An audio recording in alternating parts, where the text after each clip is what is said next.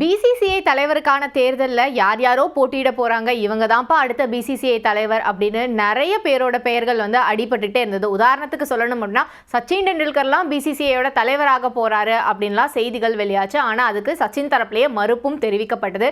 இந்த சூழலில் தான் ஒரு புது பெயர் அப்படிங்கிறது வந்து இப்போ அறிமுகமாக ஆரம்பிச்சிருக்கு.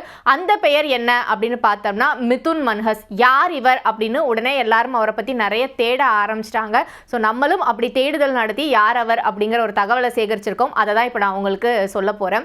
யார் இந்த மிதுன் மன்ஹஸ் அப்படின்னு பார்த்தோம்னா ஜம்மு காஷ்மீரை சேர்ந்தவர் தான் இந்த வீரர். இவர் இதுவரைக்கும் இந்தியாவுக்காக ஒரு சர்வதேச போட்டியில் கூட விளையாடினது கிடையாது.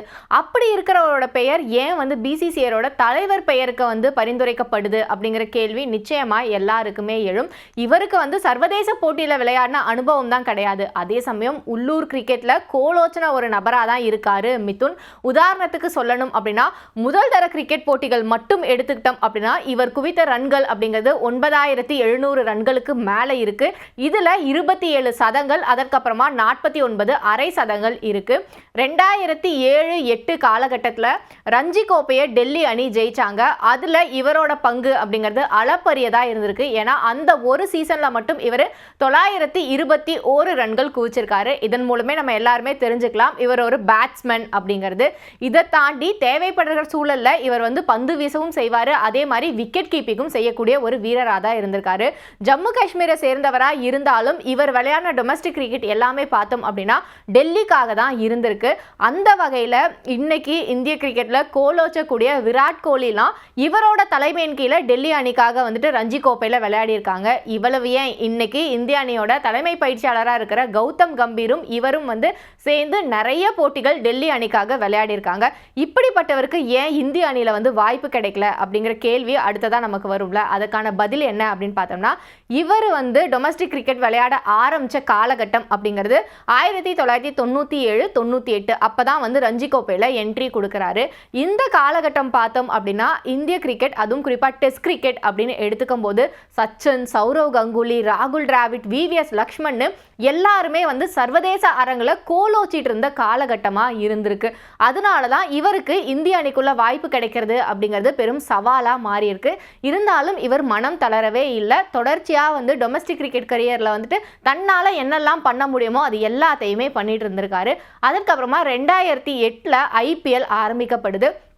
ஐபிஎல் ஆரம்பிக்கப்படும் போது அங்கேயும் இவர் வந்து அங்கம் வகிச்சிருக்காரு. ஐபிஎல்ல விளையாடின முதல் ஜம்மு காஷ்மீர் வீரர் அப்படிங்கிற ஒரு பெருமையும் இவருக்கு இருக்கு. இவ்வளவு ஏன் இவரோட ஐபிஎல் கரியர் அப்படிங்கிறது வந்து சென்னை சூப்பர் கிங்ஸ் கூடயும் கனெக்டடான ஒன்றா தான் இருக்கு.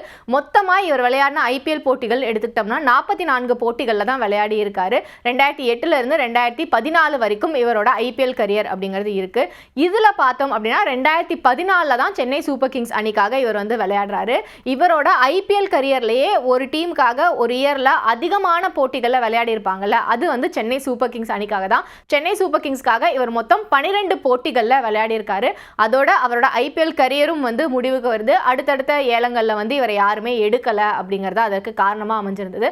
அதற்கப்புறமா பார்த்தோம் அப்படின்னா ஐபிஎல்லோட கனெக்ஷன் அப்படிங்கிறது இவருக்கு வந்து தொடர்ச்சியாக இருந்துக்கிட்டே தான் இருந்திருக்கு. எப்படின்னு பார்த்தோம்னா பயிற்சியாளர் அப்படிங்கிற ரேஞ்சுக்கு வந்து இவரோட கரியர் வந்து மாறுது.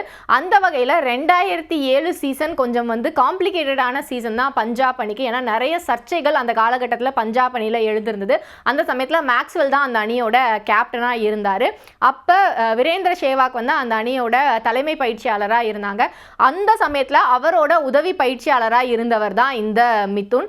ஏன் அது வந்து சர்ச்சைக்குரிய காலகட்டம் அந்த அணிக்கு அப்படின்னு பார்த்தோம்னா அந்த சீசனோட முடிவில் பஞ்சாப் அணியோட கேப்டனான மேக்ஸ்வெல்லுக்கும் அந்த அணியோட பயிற்சியாளரான சேவாக்குக்கும் ஒரு பெரிய கிளாஷ் அப்படிங்கிறது உருவாச்சு.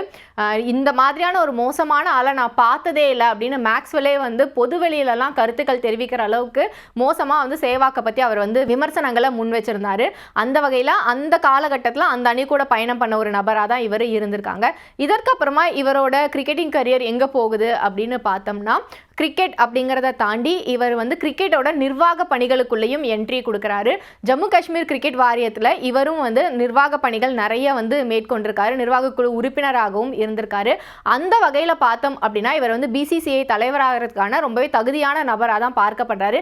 ஏன்னா ஒரு பக்கம் இவருக்கு கிரிக்கெட் நல்லா தெரியும், பேட்டிங்கும் பண்ணக்கூடியவர், பவுலிங்கும் பண்ணக்கூடியவர், விக்கெட் கீப்பிங்கை பற்றியும் இவருக்கு தெரியும். அப்படிங்கும்போது பிசிசிஐல கோலோச்சறதுக்கான அனைத்து தகுதிகளும் இருக்கக்கூடிய ஒருத்தராக இவரை பார்க்கலாம். இன்னொரு பக்கம் இவர் வந்து பிசிசிஐயோட நிர்வாகத்தை அடுத்த கட்டத்துக்கு கொண்டு போவாரா அப்படின்னு கேட்டால் நிச்சயமா அந்த நிர்வாக திறனும் இருக்கக்கூடிய ஒரு நபராக தான் வந்து மிதுன் இருக்காங்க.